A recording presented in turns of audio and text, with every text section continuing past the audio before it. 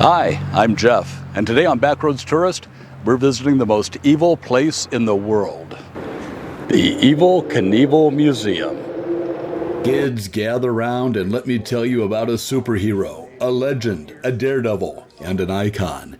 Evel Knievel was to extreme sports what Elvis Presley was to music. You could smell the testosterone when he walked in the room. In the 60s and 70s, Evel Knievel was arguably the coolest person alive. And Evel's legacy is being kept alive in Topeka, Kansas at the Evel Knievel Museum. This museum has it all. Bikes, leathers, personal items, jump footage, even the touring coach that Evel called home when he was on the road. If you're a fan of Evel Knievel, you are not going to be disappointed. This is really pretty cool. They're talking about Evel's first jump. It says here it's on a 1966 Honda CL305 Scrambler.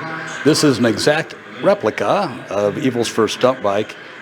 He used to promote the Honda motorcycle dealership he owned in Moses Lake, Washington in the summer of 1965.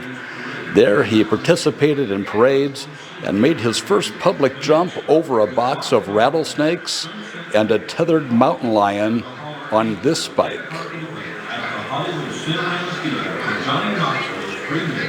There's the box of rattlesnakes. There's some reasonable facsimile.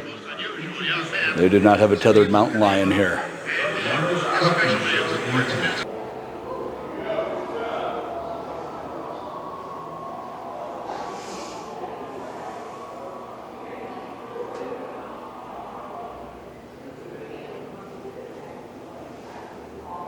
All right, two seniors, we have a $5 option on the operator. That's a $5 virtual reality jump. You see on a motorcycle. It don't work, it's broken down. Okay, there are a lot of replicas here, but this is the actual leathers that Evel Knievel wore for many of his jumps.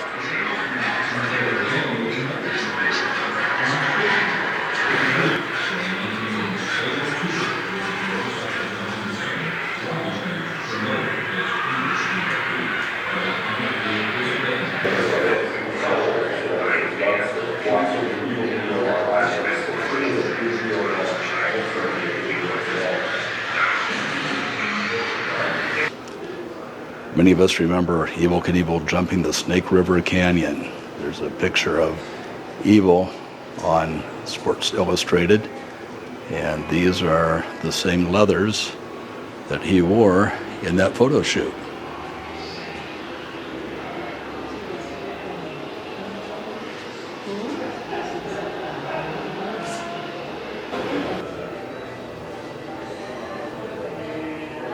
To get out of the thing by himself.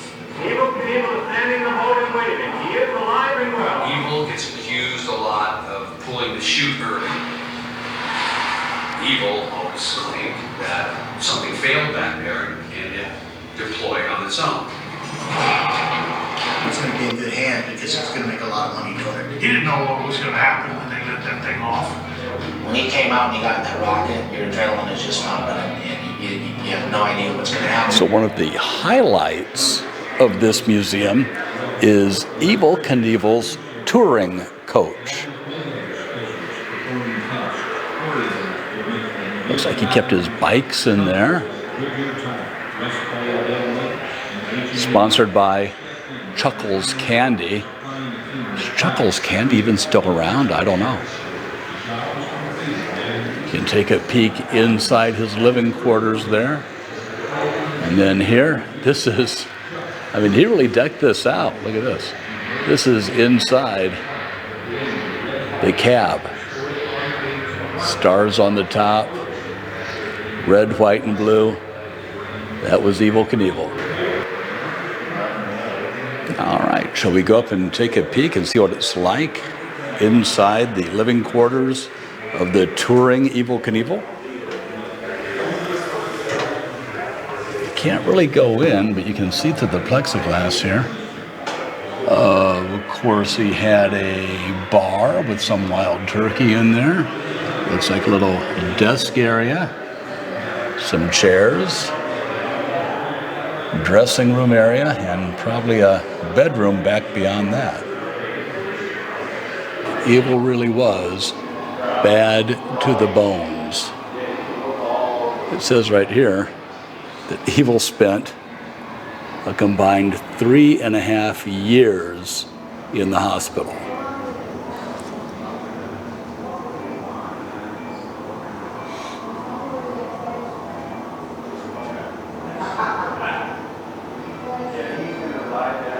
And so many bones were broken or replaced, fractured. Some were broken multiple times. His pelvis was broken 3 times, upper vertebrae 2 times, lower vertebrae 3 times, femur 5 times.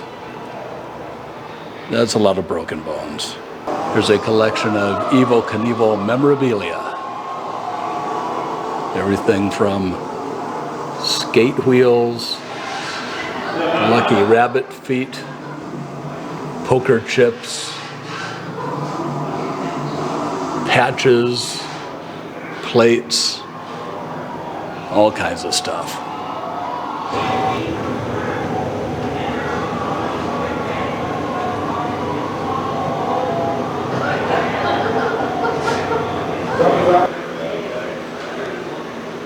In my younger days, I certainly played this more than once, the Evel Knievel pinball machine.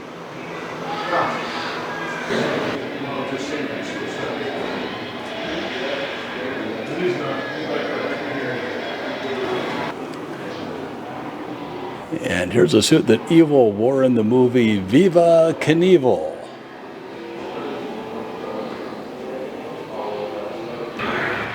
This is really kind of neat. This is a wall that has a listing of all of Evel Knievel's jumps beginning in the summer of 1965 and going all the way down to 1980. And what's even neater is they have a listing whether or not the jump was successful or not. So let's just take a look. A lot of successes, a lot of successes. The red ones are ones that ended up in a crash. See down here he had 2 crashes in a row. And moving on to the next one. A lot of successes, then a crash, more successes. A little series of crashes right there. Ton of successes.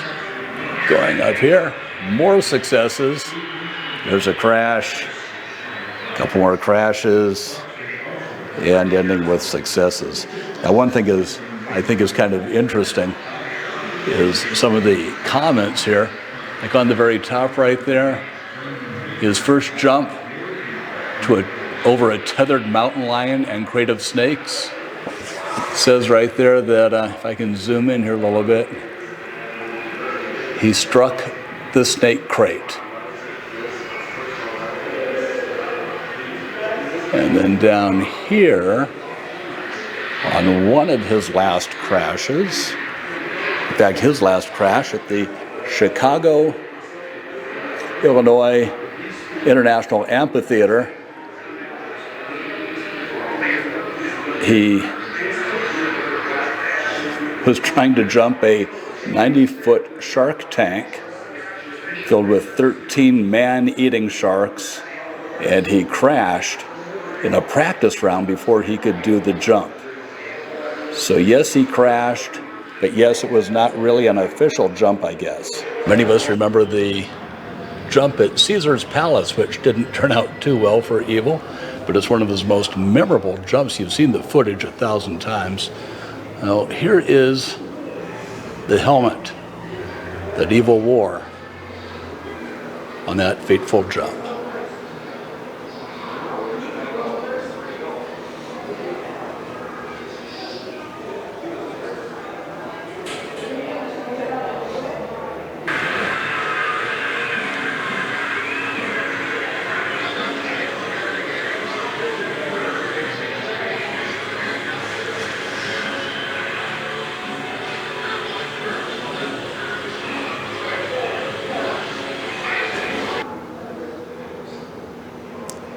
Evel Knievel's jewelry.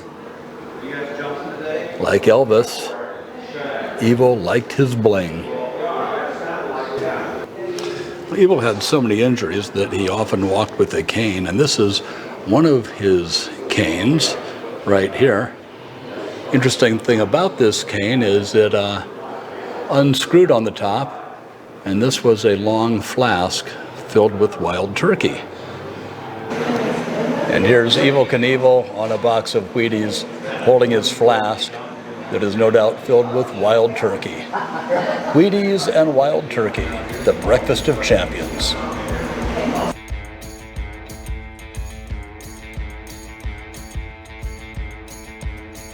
If you're a fan of fun places like this, channel your inner Evel Knievel and jump on that like button, then crash that subscribe button so that you can come with me to all of the fun, offbeat, quirky, and beautiful places I visit. Hey, thanks for joining me today at the Evel Knievel Museum in Topeka, Kansas. I'm Jeff, and I'll see you on the back roads.